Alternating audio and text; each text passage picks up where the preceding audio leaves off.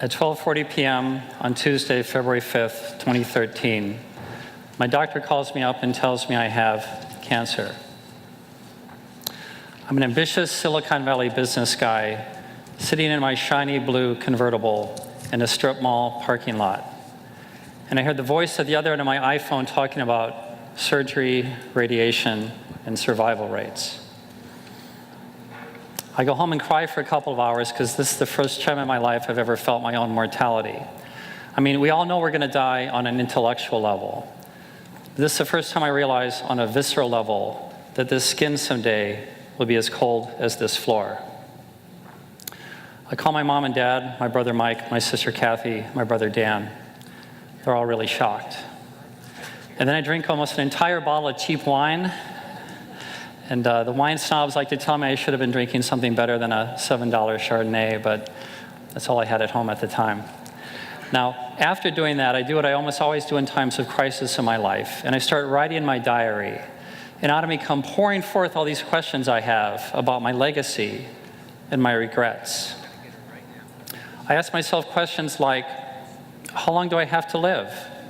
What can I do to take care of my health? How do I feel about my relationships? What do I need to repair? What do I think about my work, and how can I help other people? What, after all, would make me happy? Well, a couple of weeks after getting that call from my doctor, I get together with a friend of mine, Diane. She and I used to work together at Yahoo in the late 90s. Diane's a very nice, smart, successful Silicon Valley executive. Diane also has lung cancer, which is spread to the walls of her chest. And to get together with her for lunch, and I said, Diane, I don't even feel like I'm in the same league with you. I have early stage prostate cancer. It's probably not the aggressive kind. We've chosen to not even treat it yet. But you, on the other hand, have had a lot of chemotherapy. You've lost all of your hair. You have a very serious situation. And Diane looks me in the eye and she says, Jim, it doesn't matter whether you have 2 months to live or 20 years to live. When you get a cancer diagnosis, it changes your life. But when I go to my son's lacrosse games and I see the blue in the sky and the green on the leaves, and I hear the laughter of the boys running on the field, I have tears streaming down my face. Tears just pouring down my face from just savoring the pure, simple, intense beauty of that moment. And I wish we all could live like we have cancer. Now, let me be clear about this. When Diane says, I wish we all could live like we have cancer, certainly she doesn't wish it on any of us, the pain from having cancer, the fear from having cancer, the loss from having cancer. But what she wishes that each of us cherish today, not hung up on something that happened a week ago that we can't change, and not freaked out about something that might or might not happen tomorrow, but just living fully, richly, and deeply right now. You see, Diane taught me the importance of practicing mindfulness, facing life's toughest challenges with courage, and still enjoying the journey.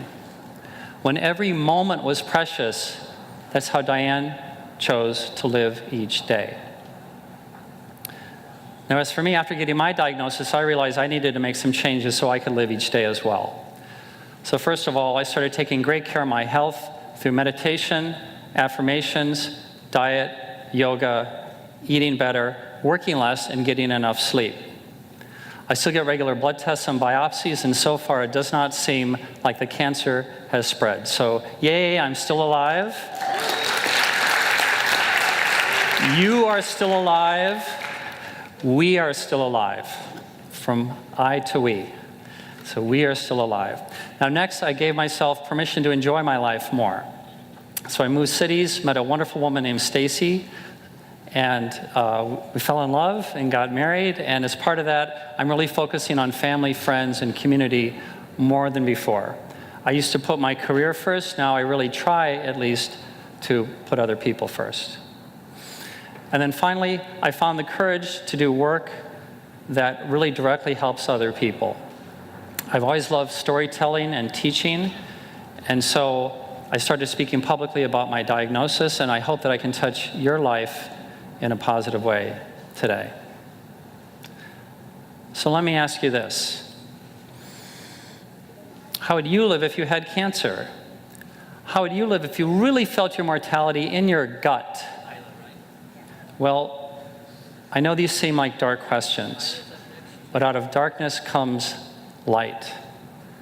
And I'd like to share with you what cancer taught me about happiness. I'm grateful that I received my cancer diagnosis because it forced me to practice mindfulness, embrace my mortality, and live each day. I'd like to encourage you to live each day by taking great care of your health so you can be active and alert for many years. Live each day by investing in relationships in your community so you can leave a legacy of love and impact that you're proud of. And live each day by doing work that you find meaningful, challenging, and fun so you look back with no regrets. Live each day and create your happiness. Thank you.